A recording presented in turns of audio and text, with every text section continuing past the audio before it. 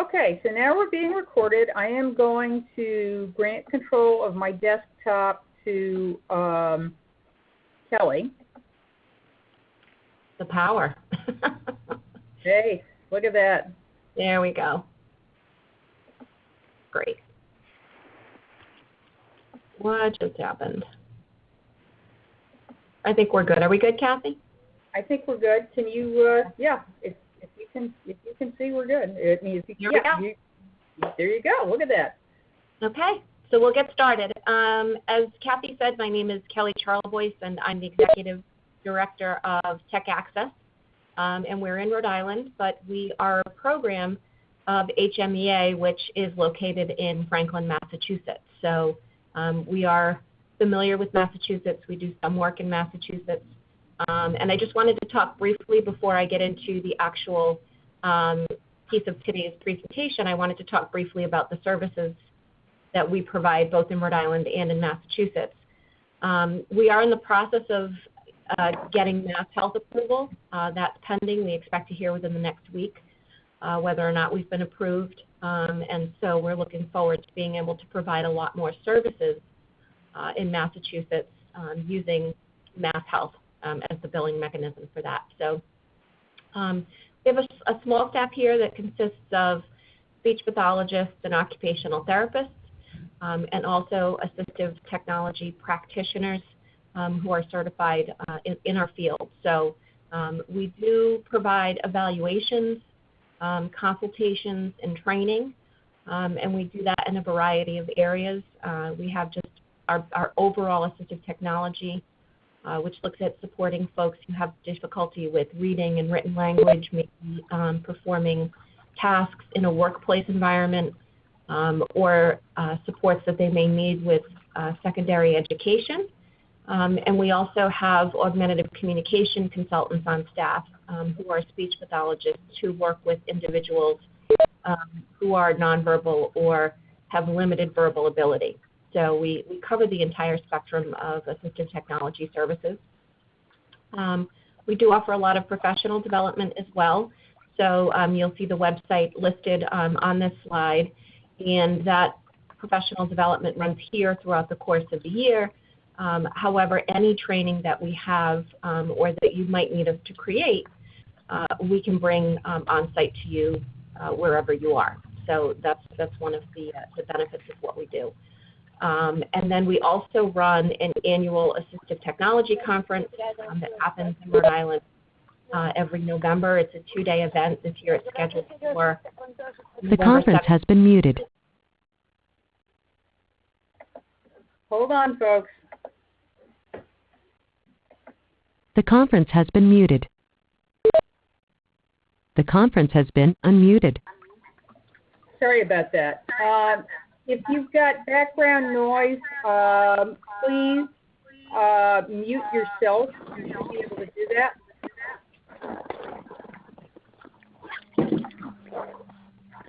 Sorry, go ahead, Kelly. Okay, no, that's fine. So again, that's kind of a brief summary of our services. All of our services are provided in the natural environment, so we don't bring folks here to perform evaluations or consultations, and any trainings that we do related to device implementation or support. Everything occurs in the natural environment. So that would be whether or not a person was in a group home or a workplace setting, any of those. Wherever the need is, that's where we're providing the services, which is kind of unique to us. So we're really happy to be able to do that. So that's a little bit about TechACCESS. The question about what is assistive technology, here's the formal definition, and essentially assistive technology is anything that we use to increase, maintain, or improve the functional capabilities of someone with a disability. So whether or not that's something that we purchase off the shelf, or it's a specialized piece of equipment that we purchase through a vendor or anywhere else, they all fall under that very vague umbrella of assistive technology. And what we're finding is that there's a lot of mainstream technology that we're able to use as assistive technology. And the best example of that would be an iPad, which probably many of you are using for your own personal reasons, but a lot of the folks that we provide services to are also utilizing iPads and apps that would qualify as assistive technology devices. So assistive technology is a really broad term, and what we find is that in this field it's constantly, just like any other type of technology. So when we look at what we want assistive technology to do for the individuals that we support, we're looking to do three things primarily, and that is increase the access that they have to their environment or to the tasks that they need to complete, to increase their independence, which obviously is one of the key factors of, there I am, which obviously is one of the key factors that we're looking at today, which is increasing independence. And then third, we're looking to increase communication for anybody who's having issues related to communication itself, whether that be in the form of, a social story or a visual schedule or a communication device. That's the other area that we're looking to kind of provide some support for. When we talk about high-tech versus low-tech, the preconceived idea out there is that high-tech is better.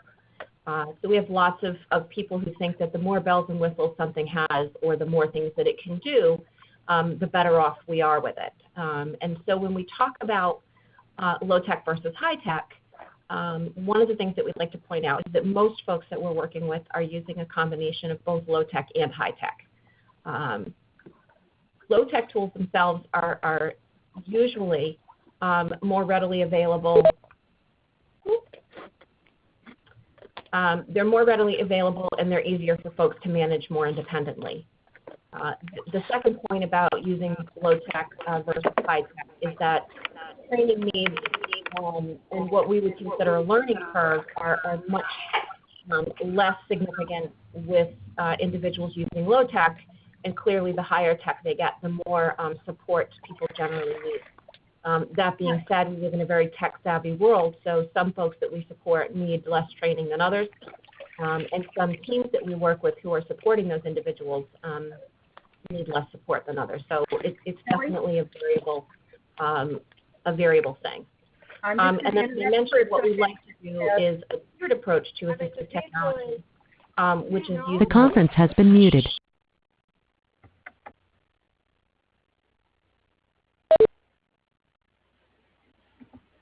The conference has been unmuted. Kelly, I'm going to interrupt you for just a minute and ask everyone to mute themselves except for me and Kelly. Please ask questions via the chat function, folks. Go ahead, Kelly. Okay. So again, just considering both low-tech and high-tech, not necessarily making an assumption that one is better than the other. It's a very individual decision. So one of the things that I wanted to point out is that when we're assessing individuals' needs for assistive technology, the different considerations that we have are looking at the needs of the individual, looking at the environment that they need to be performing in, and then looking at the tasks that they need to be, completing. So clearly those are different for folks, and very often we have to work with folks in multiple environments just to make sure that the technology that we're recommending is appropriate. So we may recommend some low-tech solutions for home, and then if we have an individual going out into the community for, say, a workplace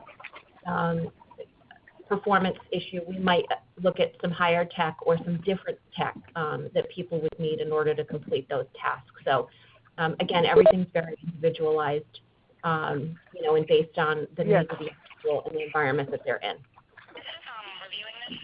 All right, folks, I'm going to try to mute everybody and just unmute Kelly. I don't know how this is going to work. Hold on.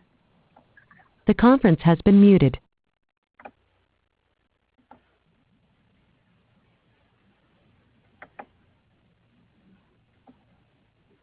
Okay, go ahead, Kelly. Okay. So when Kathy and I met to talk about this whole concept of bringing today together, one of the things that we talked about were identifying pieces of assistive technology that would be supporting folks in their homes. And so I tried to break things down into a few different categories and really just to get folks thinking about the kinds of technologies that we might use to increase some independence for folks that we provide services for in the home. So there's this great website called independentliving.com, and this is by no means a comprehensive list of what you could actually purchase. But there are things that we can do that are very low tech that will provide individuals with some safety and some independence. So they have an item called the pot minder, which is something that you just put in pots to prevent them from boiling over. It's a little disc that you just drop in at the beginning when you start cooking, and for some magical reason, it prevents pots from boiling over. One of my favorite tools from them is something called a liquid indicator, and what it does is it especially is good for hot beverages, but you hang it over the top of a mug or a cup, and as you're pouring liquid in, it has an indicator that lets you know when you're getting close to the top. It was originally designed for folks who have issues related to vision, where they may not be able to see, a clear liquid going into a clear glass. But what we found was that it also helps other individuals as well. So, and again, it's especially helpful when you're working with a hot liquid where you may not want, obviously you don't want boiling, water or something falling over into the top of the mug. They also have cut-resistant gloves, so if you have individuals that are cooking and using sharp knives, they can put these gloves on, which would prevent them from cutting themselves. They have oven guards, so that if you're taking items in and out of an oven, they actually slide along the rim, so if somebody reached in to grab it without an oven mitt on, they wouldn't actually get burned. They have a special microwave where you can press each of the buttons and it will give you an auditory cue of what the function is of that button, so that you can confirm that you're pressing the right button before you start the microwave.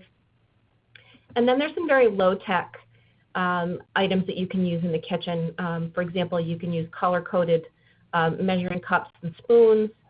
And then there are adapted utensils for folks who may have issues with motoric issues. So built-up spoons, knives and forks, those kinds of things. So very low-tech solutions. The other thing that we look at in terms of daily living is folks that need to be making phone calls to their loved ones or to some service providers or perhaps their doctor. Independent Living, as well as other manufacturers and companies, sell a voice-activated phone, which allows you to store 17 names in it, and then just speak, call doctor, call mom, and then it will automatically dial it. They also have picture phones where you can place photographs of family members next to the phones, and with a single push of the button, it will actually dial the phone. And then just in terms of other things related to daily living, like getting ready in the morning and knowing what the weather is like so that people dress appropriately, they do have at that website talking indoor and outdoor thermometers. So, again, if you have somebody who's not quite sure about what the weather might be like or how to dress, they can get the information from inside the home with a reading that's auditory if they need that support as well. So those are the types of things that we're looking at in terms of just, indoor cooking and daily living for home. Hopefully that all makes sense. And again, if you're just looking for a resource for those types of low-tech supports, Independent Living is a great resource, but there are certainly others out there as well. All right, moving on, one of the other things that Kathy and I had talked about was the importance of providing visuals for folks. So what I wanted to do was just give you a few resources in terms of visual recipes that are already developed and ready to go. out on the web. So there's there's 4 websites here that I like referring people to. They have everything from very simple, the steps needed to make a peanut butter and jelly sandwich, all the way up to, more complex dinner recipes that folks might be interested in. Some of them use photographs, some of them use picture and line drawings. All of them have a text base as well, so that if there are peers or roommates that are in the house that have the ability to read text and may not need the visual supports as much, they can actually read the recipe while another individual might rely more on the visuals. So it's a nice collaboration of those 2 mediums for folks. And if you have individuals that are using an iPod Touch or an iPhone or an iPad, there's a great app called I Get Cooking, which is actually another, you see the little icon there. If there were apps, I tried to put icons because when you go online or to the App Store, they all start exactly alike. So for $4.99, it's an I Get Cooking app, and it's a step-by-step visual recipe again. And they're always adding to that. It's a really great app. I will warn you that if you do it on the iPhone, the recipe's really quite small, so the best way to view that would be an iPad mini or a full-sized iPad. So that is the I Get Cooking app. And for $5, it's not a bad deal. Okay, I just wanted to talk briefly about the iDevices that we're currently using with folks. There are certainly other tablets out there, but in terms of the world of assistive technology and the apps that are out there to really give people the most access to the types of apps that we're looking for when we make recommendations, we do tend to stick to the iDevices. So we're not only using iPads, we also do a lot with iPod Touches, especially for folks who are going out into the community because it's portable. You can get some really great heavy-duty cases for them, and they do seem a little bit more rugged than full-sized iPads. We're also doing a lot with the iWatch, and the challenge right now is that the apps that are available for that are relatively limited, but there are a lot of the built-in features that we can use for that. So if you have someone who just needs something, calendar reminders or access to quick texts or messages, the iWatch is actually a very nice option for a lot of folks. And it's the new gadget on the market, and the great thing about all of the iDevices is that they're mainstream technology. So folks don't mind carrying those around because they're not looking any different than anyone else. We have a question from Diane that's just asking me to explain what an iPod Touch is. And essentially an iPod Touch looks almost identical to an iPhone, but it doesn't have cellular service on it. So the iPod Touch was kind of the prerequisite to a lot of the other iDevices. And again, without the use of cellular, it's basically like having your iPod. So it does all of those same functions. They are thought of primarily as music devices. So lots of people still have an iPod that they keep all of their music on if they're trying to keep things a little bit separate. So that's what it is. So in terms of the iDevices, what's really nice about them, again, is that you can access the built-in features. Not on every device, but what they do have in common is that for all of them, we can set reminders for folks. So we might think of using them, to notify us 15 minutes before we have an important meeting that we don't want to forget, or something like that. But you can set multiple reminders throughout the course of the day that we could use for things like reminding people to take medications, reminding folks that, they have to initiate a bedtime routine or a morning routine. We can use reminders in lots of different ways. And we can use the built-in calendar in the same way. So again, without purchasing anything else and just thinking a little bit creatively about how to use what's already available when you have these devices, there are lots of little tips and tricks that we can do. The other thing that I love using the iProducts for is FaceTime. So that without actually, if you're far away from a loved one, if you just want to check in, take a peek at, how they're doing and have basically a quote unquote face-to-face conversation, the use of FaceTime is great for that. So, a virtual check-in, if you will, with folks. They can turn their device around and you can actually see, what their kitchen looks like. You can check to see whether or not the stove's been turned off, all in real time, which is really great. We also have the opportunity to use videos, whether we create them or folks download them. They can have access to them in the moment. So, for example, if you have somebody who relies on videos for, social cueing or for different types of situations, they can have access to the video on their device and, kind of using earphones so that nobody is kind of aware of what they're doing. They can listen to the cues that are provided within that video for their social story or for their supports, whatever it is that they need. And then last but not least, there are a lot of accessibility features that are built into all iDevices. And they range from everything for supports for people that are visually impaired to folks who have hearing difficulties.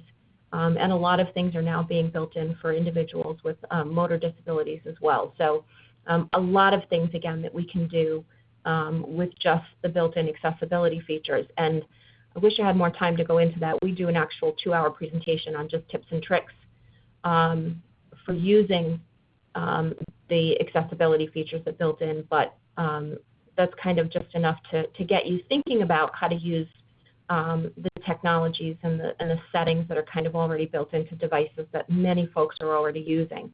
And then just my little disclaimers at the bottom. For some of the features, you may need access to a cellular plan, so some of them will only work if you have access to the internet at a specific point. And then, as I talked about earlier, one of the things that we do is try to make sure, or if you have Wi-Fi, somebody's pointing out, that's absolutely true. So as long as you have access to Wi-Fi. So a lot of places are offering free Wi-Fi now, so you can go into McDonald's or Starbucks or a lot of places in the community and access free Wi-Fi. So thank you for pointing that out. And then we're looking at feature matching. So I think one of the challenges is that the App Store can be incredibly overwhelming, and trying to keep up with the latest versions of the device and then all of the apps can be a little bit challenging. But if you're really concentrating on the features of what you're looking for, so if, for example, you're working with an individual who has difficulty with time management, really honing in on what that means and then looking for apps that meet that specific person's need. Do they need visuals? Do they need an audio cue? What are the supports that they need? And that really does help you to kind of narrow things down a little bit more in what can be an overwhelming process of selecting some supportive apps. And then last but not least, just remembering that not all apps are available on all devices. So when you go to the App Store now, you'll see a little list usually that says this is available only for the iPad or for the iPad and the iPhone. So just remembering that, not every app is available on every device is helpful. So that's kind of my little disclaimer about all of the iDevices to get you kind of thinking about, again, what people already have a lot of access to. When we talk about apps for communication, so for our folks who have who are nonverbal or have limited verbal ability, I think probably the one that people have heard the most about is the app called Proloquota Go. And that is kind of the gold standard. It also happens to be the most expensive app on the App Store. For a really long time, it's been that way. But for what you get, it's actually a very robust app. And so it allows you to utilize pictures that you already have in your phone or in your device to use the pictures that are already created. It's very, very customizable. And the thing about all of the apps that are out there is they all, again, have very different features that meet the needs of different individuals. So for somebody who has very complex language, who has a lot of information that they want to share with somebody, an app like Proloquo Go is probably your best solution. There are other apps, and probably the second most popular one that we recommend is an app called Go Talk Now, which is a communication app, but also has the ability to create visual scenes for folks. It has many more limitations in terms of the amount of information that an individual can have access to at any one given point. So it's more for a person who has more limited verbal output, but still a really nice app for some of the folks that we work with. And then certainly, again, this isn't an exhaustive list, but we have a lot of folks on the spectrum that we work with who are actually really good typers and prefer to type out their messages as opposed to using picture symbols to convey messages.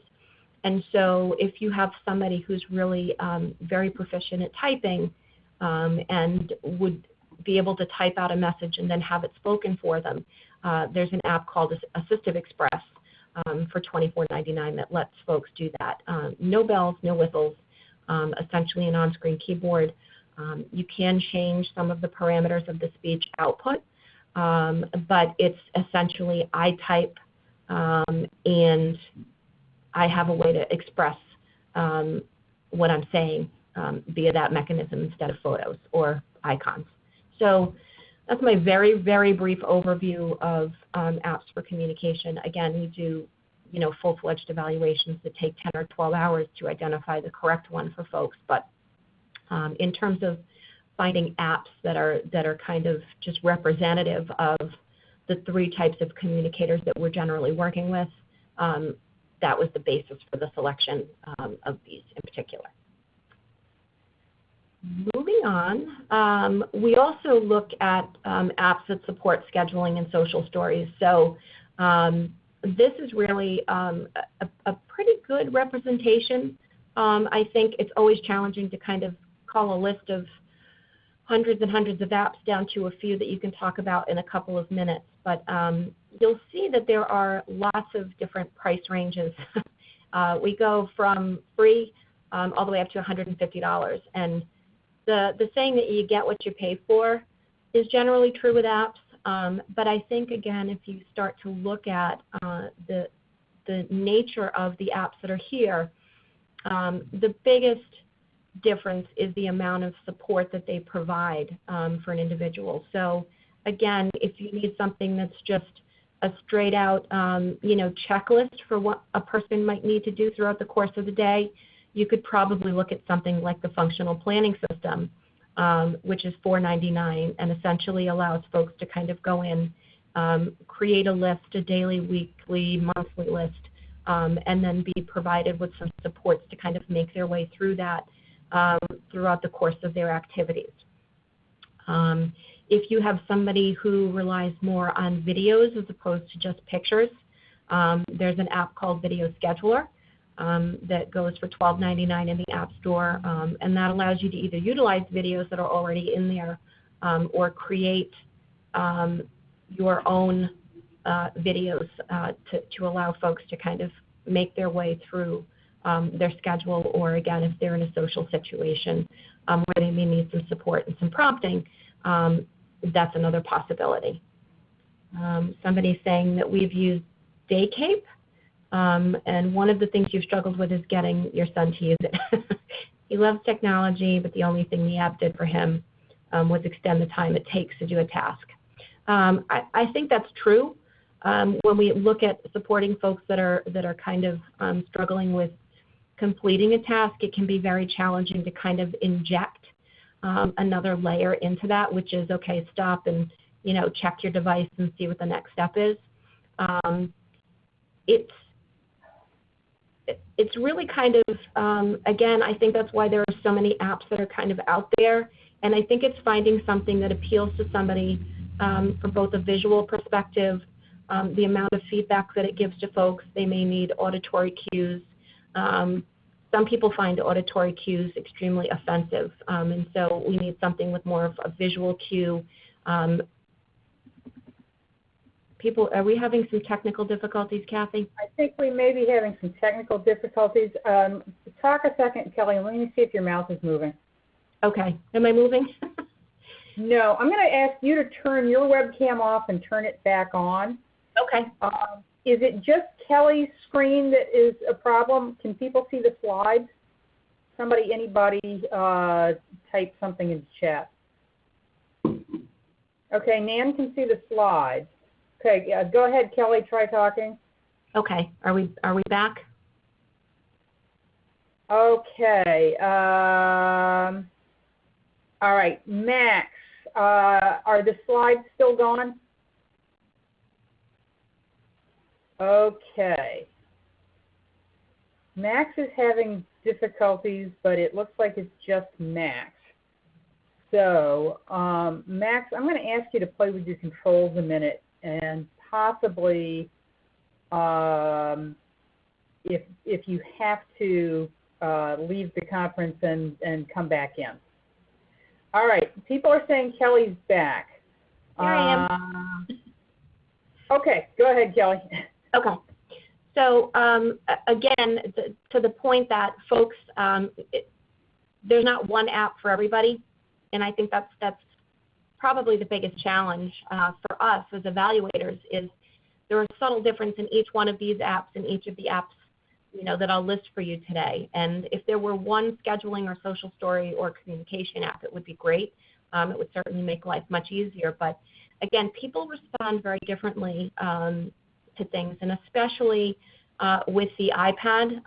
One of the challenges that we have is that folks are using their devices for many, many different things. And so, sometimes they sit down with it and there's no expectation of anything. They're chilling out and they're doing what it is that they do for a leisure activity using their iPad or, their device.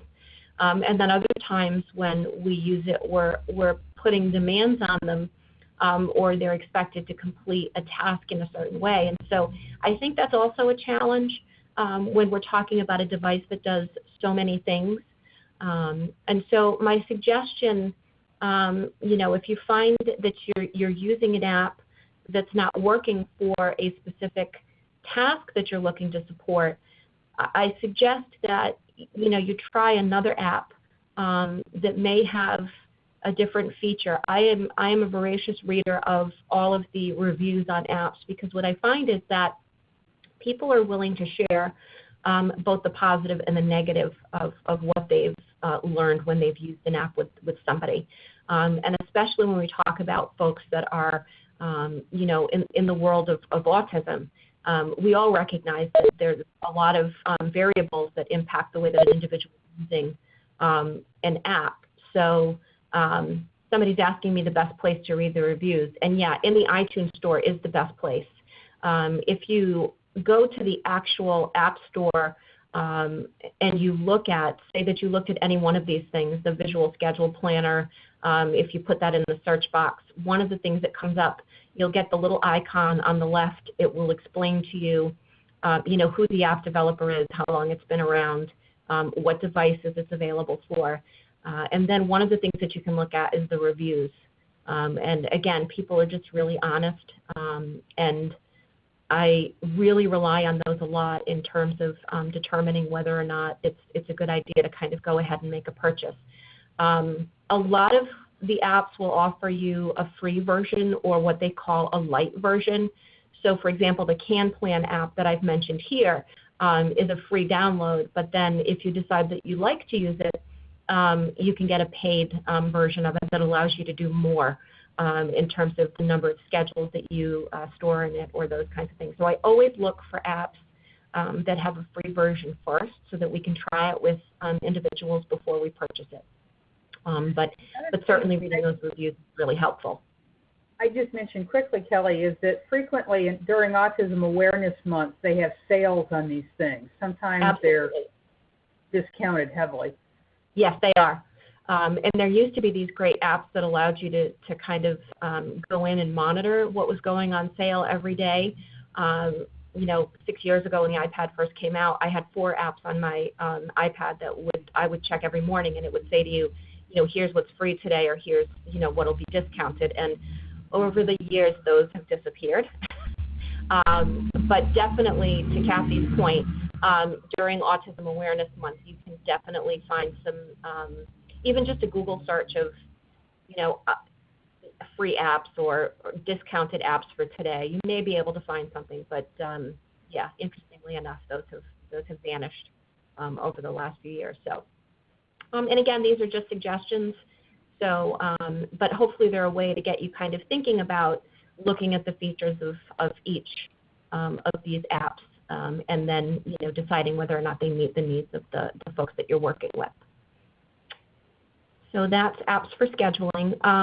Miscellaneous apps. So I just wanted to include a couple of things that are issues that we've come up against when we're working with folks.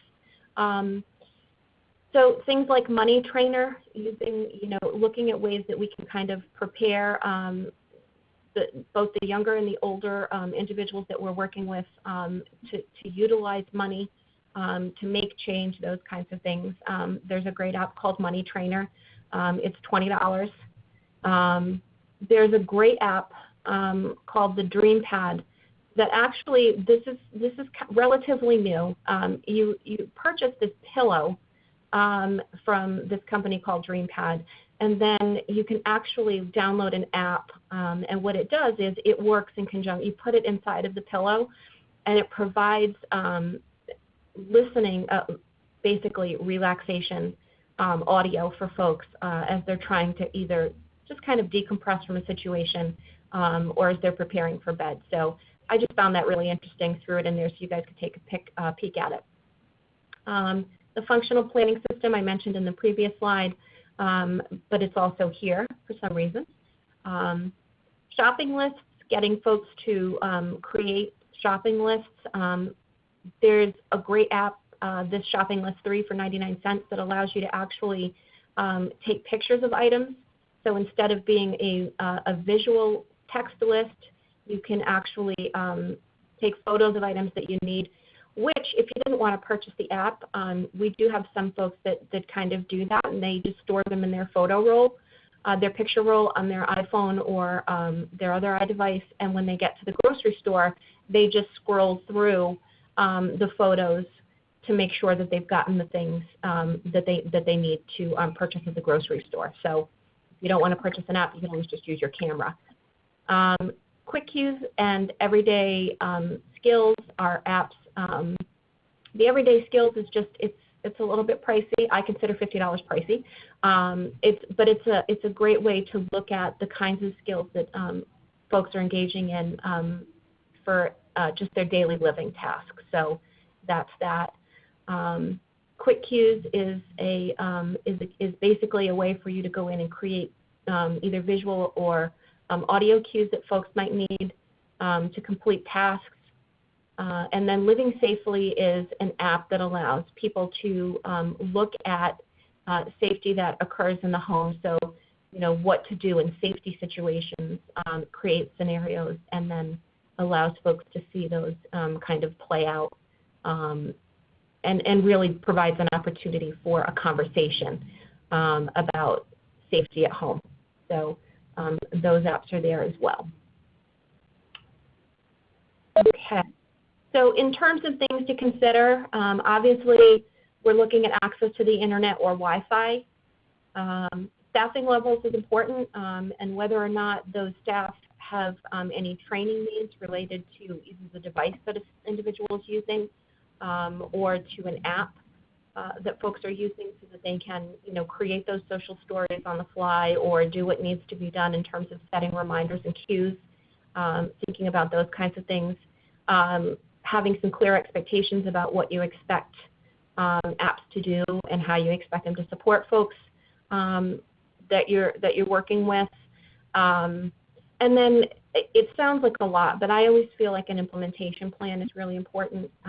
So having a conversation about what those expectations are, who's going to be responsible for what, who's managing devices. So if families have purchased devices for folks, but they're in a group home or those kinds of things, who's updating the device, who has access to the passwords to do that, who has the approval to purchase and download apps. Those kinds of conversations and having a plan for those types of issues is really important, especially when you start talking about assistive technology and integrating any kind of devices into the equation for folks. So, Kathy, I think that's it for me. I think the next slide is actually the smart home piece that you're going to talk about. I'm going to, let's see. Oh, yes, I can do this on my own. Okay, I don't need control away from you. That's exciting. Okay. All right. Okay, so let me preface this by saying that unlike Kelly, I do not have, deep, long-standing personal experience with smart home technology. That this is more of a result of a fair bit of research I've done over the last few months, but it's not the hands-on kind of experience. Smart home technology is relatively new, and it's still considered somewhat experimental, but it is considered to be something that can facilitate greater independence while maintaining safety, both in the home and beyond. You can have technology that interfaces with the residents. You can have technology that acts independently by itself to stop a dangerous situation or prevent property damage. And there's technology that can interface with support providers. And there are some ethical considerations that go into this. Part of the general consensus is that it needs to be considered through a person-centered planning process, so that there is privacy for the individual and that they have informed consent. Let's see, we've got a couple of questions over here for Kelly before I go too far. Okay. Yep, I see that. So Randy's asking questions about funded. So funding is different for children who are school-aged and for the adult population, as you can well imagine. So if a child is school-aged and they have an IEP or a 504 plan, it's the responsibility of their school district to provide the funding for both the evaluation, any training that's required, and if the device gets written into their IEP, and by device I mean anything, whether it's a piece of software or it's an actual physical device. If the device gets written, any type of assistive technology gets written into the IEP, it's the obligation of the school department to provide that assistive technology to the individual. So for your K through 12 or 21 population, it's the school department. That being said, they can seek Medicaid reimbursement using a special code that we have for assistive technology that allows them to, using a child's Medicaid dollars with parental consent, they will send the information to Medicaid, and Medicaid will reimburse the school department 53% of the cost of a device or any type of assistive technology. The reason families are really interested in doing that is because the majority of the funding was provided by the child's Medicaid, the child actually owns the device. So if that child gets up and moves between districts or they move from state to state, that child owns the device, and the device and the technology travel with them. As opposed to if a school department funds it and the child leaves the district, then even though the next school district is obligated to provide it, they don't leave with that same device. So for a lot of families, there's an investment in getting school departments to agree to use Medicaid funding, which they don't have to do, but fiscally it makes a lot of sense, so a lot of them do. So that's children. For adult services, in terms of the funding piece for that, as I said, we're right now in the process of waiting for approval from Mass Health We are also in the process of applying for third-party insurance in both Rhode Island and Massachusetts, and then going for concurrently, we're a little bit busy, we're also looking to get Medicaid and Medicare approval.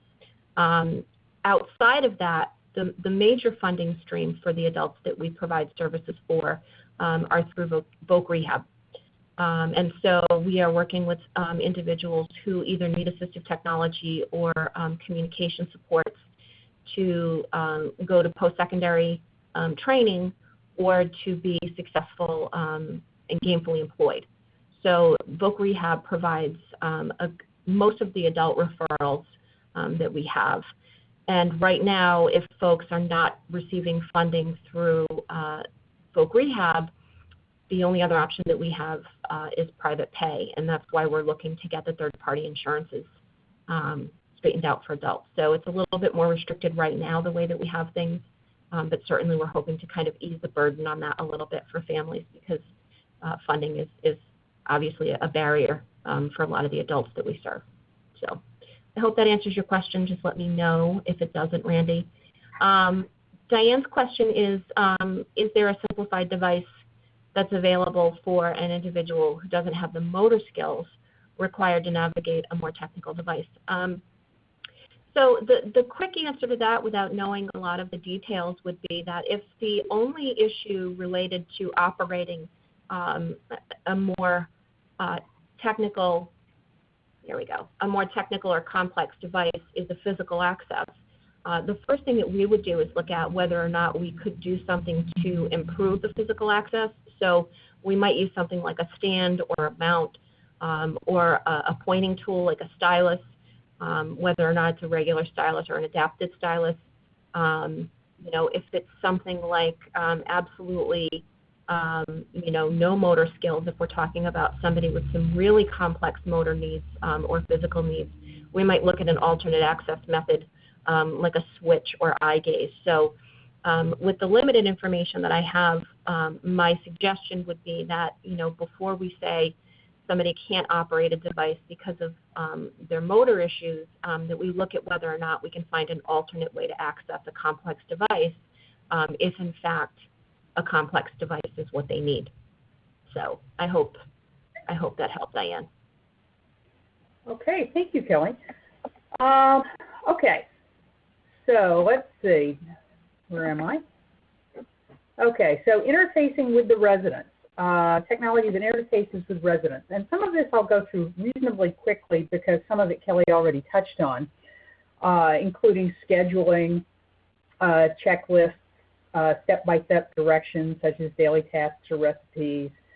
Beyond that, there are some simplified email and web access options. There's secure and social networking options. Environmental controls such as controlling the lights, temperature. I'm going to have to minimize my camera here so I can see the screen. Doors.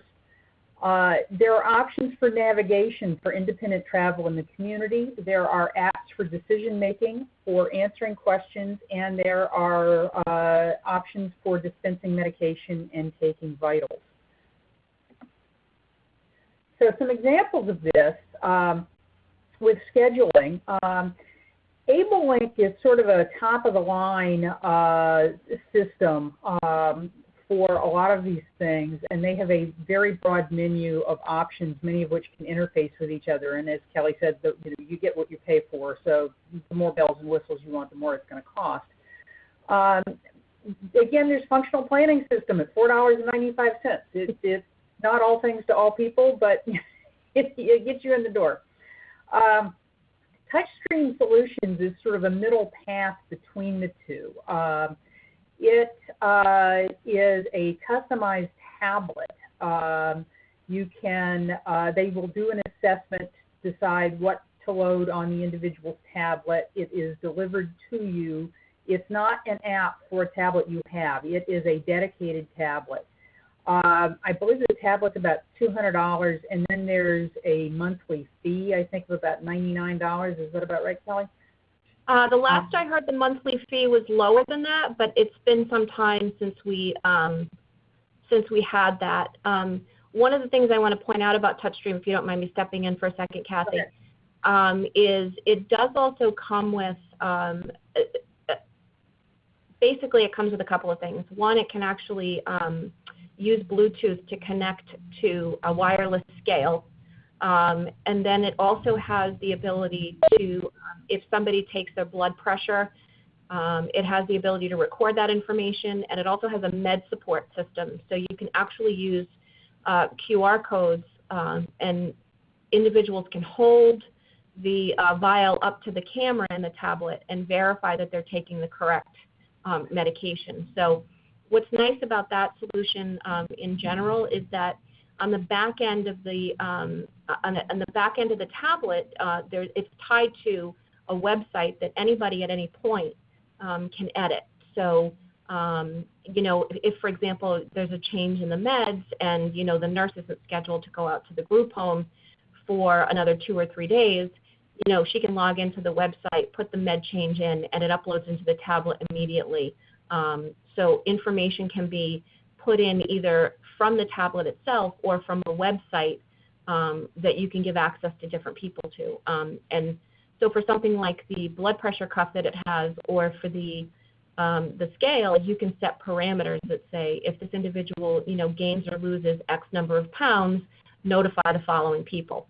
So there's a lot that's built into it.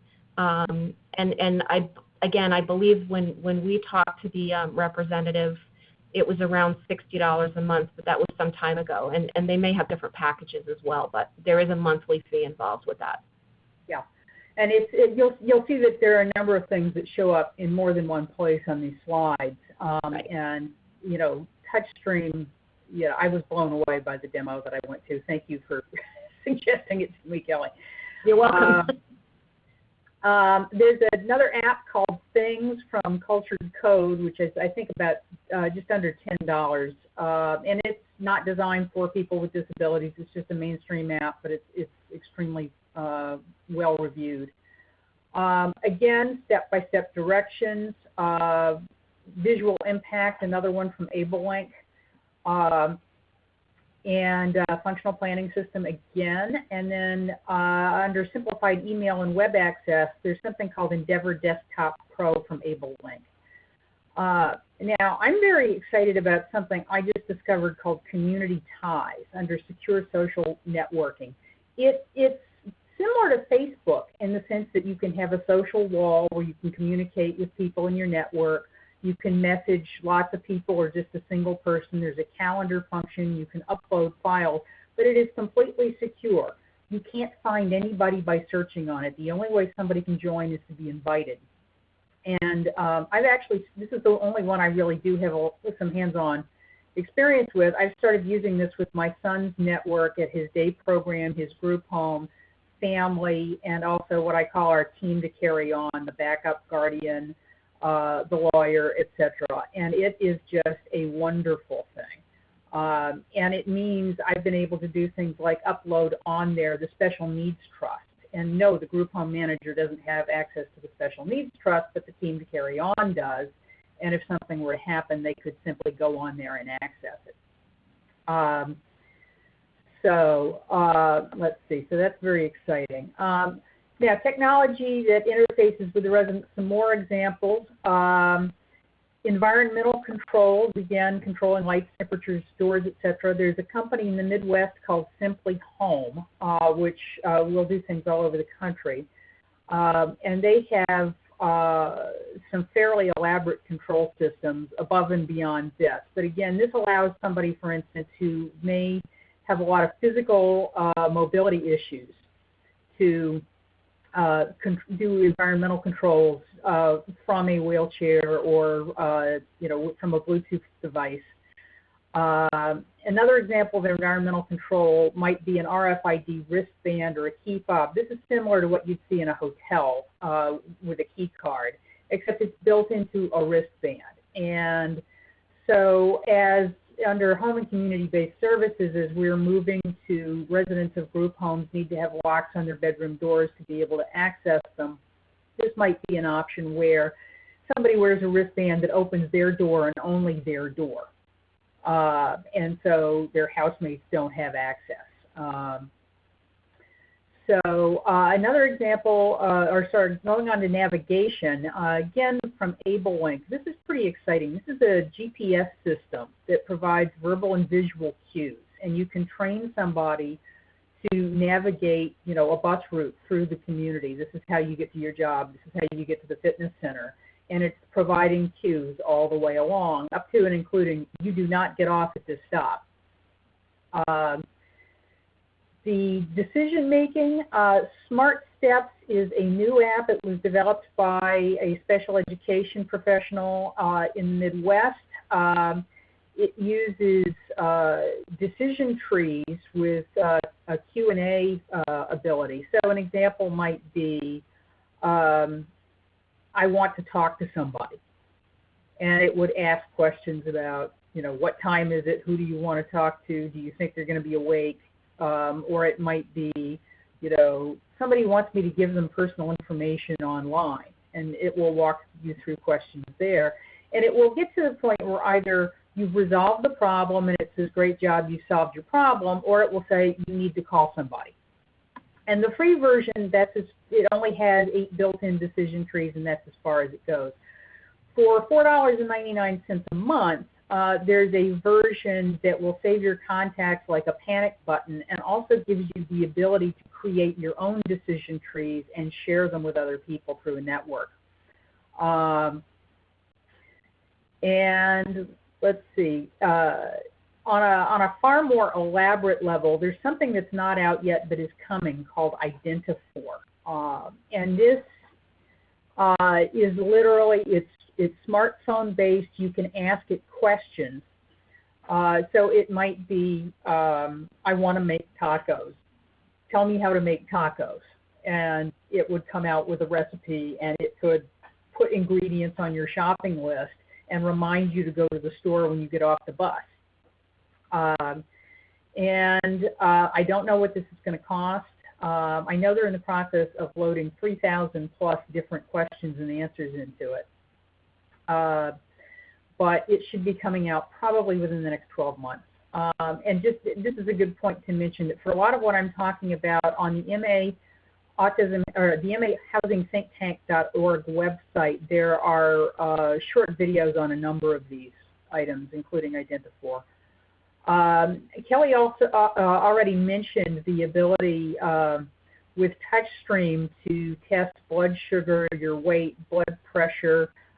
Simply Home will do that as well. ePill and Simply Home also have pill dispensers that go a little bit beyond the QR code technology with TouchStream, and literally at a certain time of day they will set off, they will start beeping to tell you it's time to take your meds. They will dispense the actual medication. They can, report if you didn't take it or if it wasn't dispensed. So there are a number of things out there. ePill is a company out of Wellesley. Let's see. Yeah, so that's that. Okay. Then technology that can act independently. Again, Kelly talked about some of this kind of thing with the thing that will stop the pot from boiling over. Some other examples, there's some stove safety sensors. There's something called Home Sensor and something else called iGuard Stove. And both of them will shut off the stove if no motion is detected in the room after a certain period of time. Home Sensor you can find on the Able Data site, not to be confused with the AbleLink site. Able Data is similar to the website you were talking about, Kelly. It's not entirely comprehensive, but it's got a very broad range of items. iGuard Stove is available through a company called Syngistics. Another one called Fire Avert you can find on the Alzheimer's stove. Shuts off the stove if it detects a smoke alarm going off. And that's a fairly new one. It was designed by a firefighter. Magnetic induction cooktops are, a mainstream technology. They are nice because they will shut themselves off if the pot is removed or if water is boiled away. one thing I'm very excited about, Laura's asking about Lutron system for environmental controls. I haven't, but I will. Thank you for the tip. One thing I'm very excited about is water flooding sensors. This has been a big issue in my son's house. I know that a lot of people have this issue. There's something called Flood Stop you can find on plumbingsupply.com that can shut off the water from a toilet or a sink or a dishwasher or what have you if water is detected on the floor. Okay, let's see. Okay, and then there's technology that Kelly already referred to that interfaces with providers themselves. So an example might be a low blood sugar reading that will cause a text alert to be sent or an email or a phone call. Another very interesting technology is call centers. A resident can, it may be only overnight or it could be 24/7. A resident may call themselves, or they might use a panic button, or a sensor may trigger a call from the center to see if someone needs help. In certain cases, support staff may be contacted to respond. And one advantage of a full-blown monitoring system is the ability to make sure the technology is working all the time. Web interfaces allow support providers to check status. Again, TouchStream does that. AbleLink can do that as well. Let's talk quickly about some examples of that. TouchStream we already talked about, so I'll skip over that. Safety Connection is an overnight call center in Vermont. Individuals call in when they're home for the night, and the center alarms doors and windows and smoke detectors. Individuals can call for assistance, and the center can talk them through a situation or contact the support team if necessary.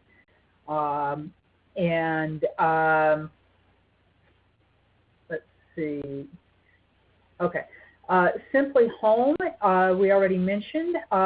They provide a call center that can be contacted by an individual or through a panic button or by sensors, and the call center will contact the support provider or the person's family.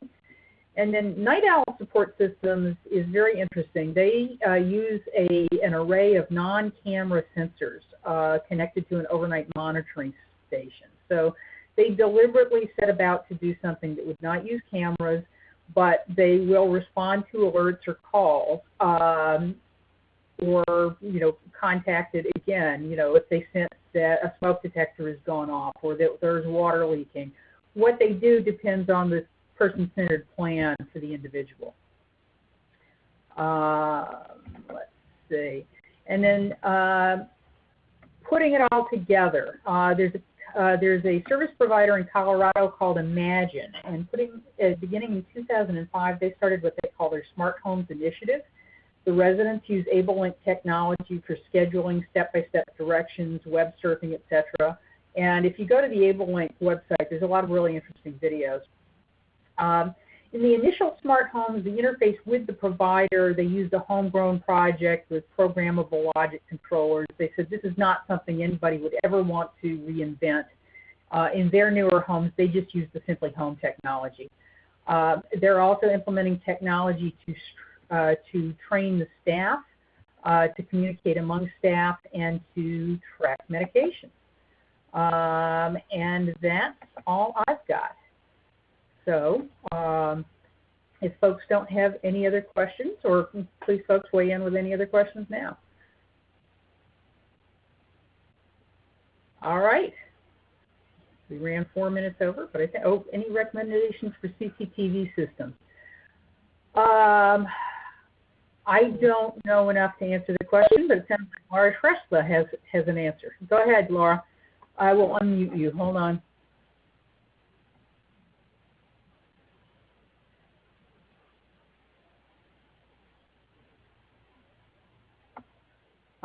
Laura, can you give me your phone number, because it's got you by phone number, not by area, not by your name.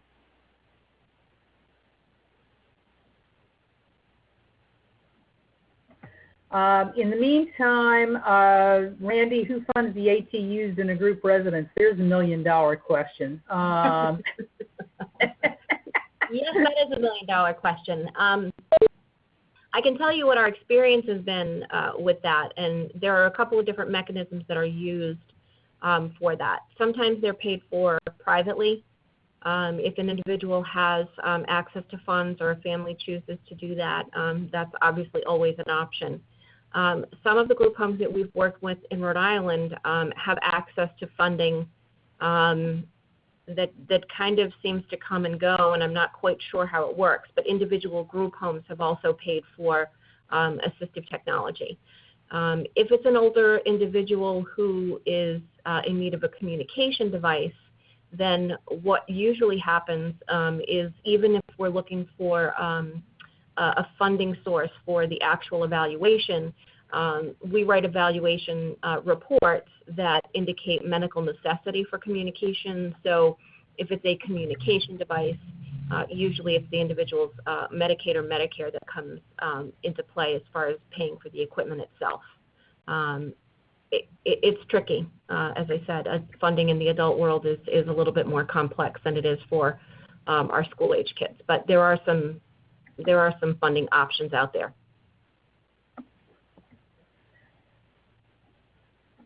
Okay.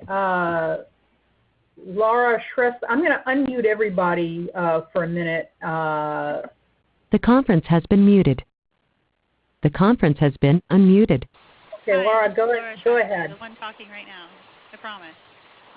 But as I was saying, we did a design competition for high functioning people for 24/7 residential community for autism, and I was able to find a couple of technologies. One being a TV, which is a 3-in-1 touchscreen that could be used to project images on the floor, on the wall, or to take with you. It would help during triggers or meltdowns. We found 2 units, one called the Yoga Tablet by Lenovo, which was good. Another larger unit that could be stayed at home was the Tobii, Tobii, by Sensory Guru. It's a 3-in-1 touchscreen. It's like the size of an actual TV, which was able to project on the floor as well. The Yoga is an on-to-go tablet that you can take with you. We also found, as I said, the Lutron touch thing that could be tied to your iPad. A lot of these were things that you can tie to your iPad that you could have control over, which was the Lutron system for blinds, for lighting, for air conditioning, for all those kind of things. And we wanted to tie it into the TV so that you could bring up a calendar and touch each thing as you go along, that you finished this task, you finished that task. So it would help keep people on track. But we found a whole bunch of different technology that could be used. We know looking at people in the eye is something hard to do. So we found a flooring tile that if you were to walk into a residential home, the flooring tile would be an LED light up underneath the carpet that can tell you where to go and what it is, so you wouldn't have to have that burden of looking up and looking. Yep, in about 2 minutes I'm going to go in to make lunch. Yeah, so and it's called the Undercarpet Lighting System Tiles by Philips. Philips just sent that out. So we have found things, especially for light sensitivity, like architects are now looking into putting bioluminescence. Why don't you go with him and he'll make you a sandwich or just cheese? Putting it on concrete. Because I'm not really hungry, so. Hold on, I'm unmuting you again. I muted the wrong. I finally figured out who you are. I'm going to mute everybody else and unmute you again. The conference has been muted. Okay, go ahead. Okay, so we found a couple of other things like bioluminescence in countertops for wayfinding at night, or for those who have light sensitivity during the day. We found the luminescence also works in concrete outside, so instead of having spot pathways, you could actually use the bioluminescence so you don't have that glare and that instability of the lights as you walk through. It was a very interesting project, and I was able to find a lot of technology. A lot of it wasn't, I wasn't able to use, but a lot of it I still have the research for. But my goal is to make it like ADA has a code system I'm trying to make a code system for silent disabilities so that people could start using these codes to make it easier for people with in-built environments, because we know that the hardest thing for you guys is transitioning. Transitioning is the hardest by far, especially in and out of buildings and down hallways. So that's what my thesis is aimed towards, is how to figure out how to get people to be able to transition into a building, out of a building, and down hallways, and sensory rooms, of course. So I was able to get a lot of information about that. Thank you. Max, I want to answer your question about whether DDS will fund technology under autism, and I think it is going to depend on the individual and the situation. So certainly if somebody's using individual supports and they're self-directing their funding, you know, if you can pay for horseback riding with it, I'm pretty sure you can pay for technology with it. But in a group home setting, that is another question. And I think, you know, not enough people have asked the question yet. And I think that it's a very important question. The other thing, as it relates to some of the technology that Laura was just talking about, for instance, or some of the smart home technology, I think it's worth trying to make an argument to the home modification loan program. That's a program through Mass Rehab, and you can borrow, a landlord can borrow up to, I think, $30,000 one time only for a property. So if you're going to do something, you've got to figure out everything you want to do at the first shot. And that's to make the property accessible for the needs of the individual. Traditionally, it's used for things like ramps, but it's been used for soundproofing. And, you know, I don't think there's any good reason you couldn't make a case for using it for smart home technology. The best way to go about that would have a person that does human health come into your house and do an evaluation of the disability and what you have in your home and what's there now and what would be needed to upgrade your home. And they can give you an estimate on the technology you would need and the how much it was going to cost to put that in.